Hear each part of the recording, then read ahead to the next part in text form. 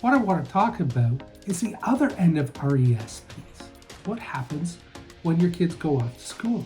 Because this is one of those situations where what you don't know can hurt you financially. RESPs are actually broken down into two parts: your contributions, the money that you've put in over the year, as well as the education assistance payments. Those are comprised of the grants, any learning bonds, as well as the growth of the RESP and the contributions over the years. The contributions can be taken out without tax because you put it in there with after-tax dollars. The EAP, the education assistance payments, when they come out, they are actually taxable if your child is in school. But here's the thing.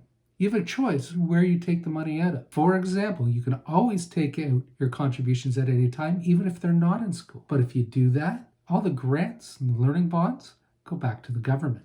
I was out at a networking event and I ran into one mother who had an RESP with the bank. Her son went to trade school, so he was working full-time pretty much throughout the year, making a pretty decent income. The teller at the bank suggested she just withdraw the contributions to pay for his school in order to not trigger the tax on the EAP. Sounds like a great idea. Why pay the tax?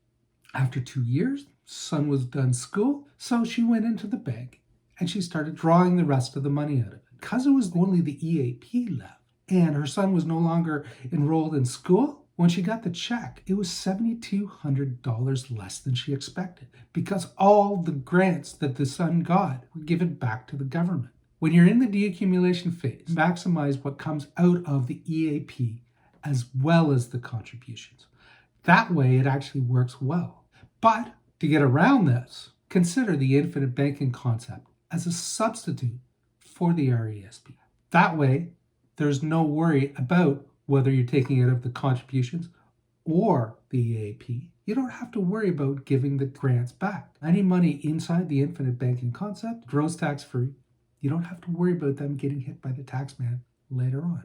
Plus, you can use the infinite banking concept for many other things. One of my clients, his grandson is quite the basketball player. He's in high school. He expects he's going to be picked up by one of the Division A schools in the States, probably given a full scholarship. But the issue is, while he's in high school, he's got to travel down to the States for workouts, for tournaments, just to make sure he stays in front of the scouts. Now, the parents would really appreciate if they could take the money out of the RESP to help fund this. But if they do, well, then they sacrifice the grants. And if the child gets hurt and doesn't get a scholarship in the next 2 years, well, they just gave $7,200 back and everything was for naught.